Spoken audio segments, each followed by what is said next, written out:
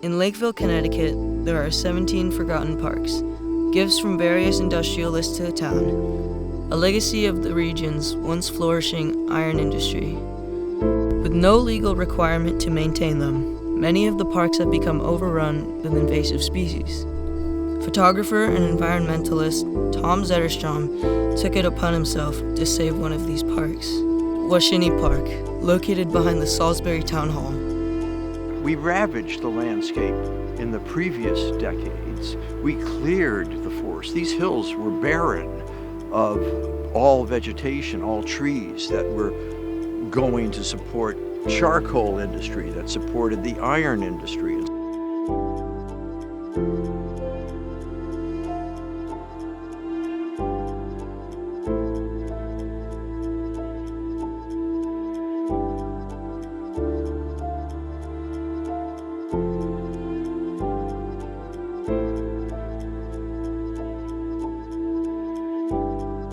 I am Tom Zetterstrom from Canaan.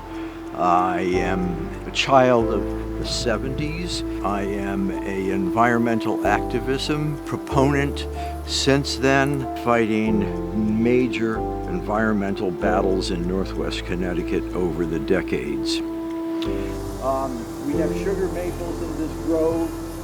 The concept of nature takes care of itself no longer applies in the presence of invasives. It's a total game changer in the natural world. Now, human management intervention is required to retain balance in the ecosystem. The park was once an arboretum created by Lois Church Warner and full of incredible trees carefully selected and planted over 100 years ago. On her wedding day, received a carload of trees. She, with her gardener, Willis, started planting those trees, and by 1933 we could see them on that first aerial photograph of the town, emerging in this pattern in a meadow. Advanced 3 decades, and her planting becomes recognized for its diversity, its beauty, and is really defined by me as an arboretum.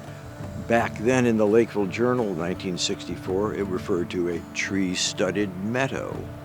By the 1960s, the Salisbury Garden Club had adopted the Arboretum and Washinee Park as their gathering place for the women of the garden club to plant bulbs, forsythia.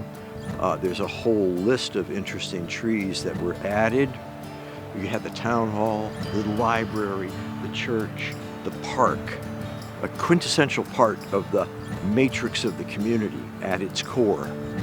Over the years, interest in preserving land like this has come and gone. There are brief periods where a resurgence in interest to the environment has led to people volunteering to care for the parks, but inevitably, interest wanes and the invasive begin to take over again. The result of bittersweet unmanagement means vertical forests become horizontal.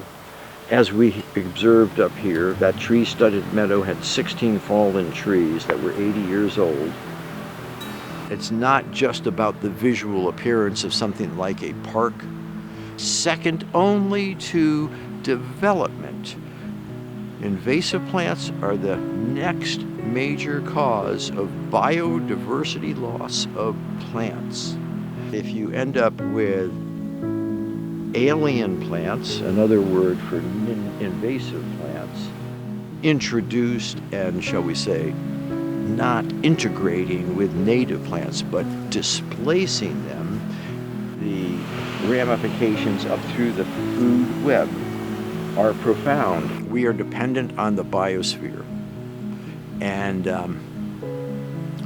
we are a small part of the influences on it, but we are increasingly having more adverse impact. And we need to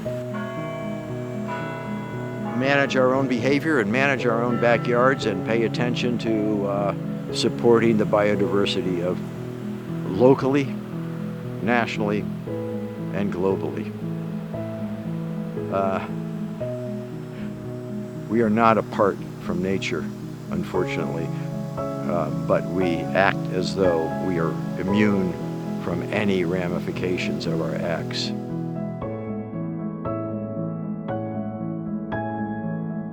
A large grove of pine trees loom over the town's historic cemetery, threatening the historical burial plots. Tom sees the removal of these trees as his next mission for the park.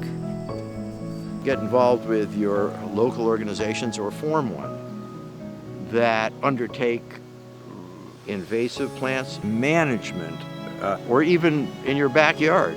Invasive plants in your backyard, Google that, you'll find the new edition that lists the plants, how to control them, and alternative native plants rather than planting them.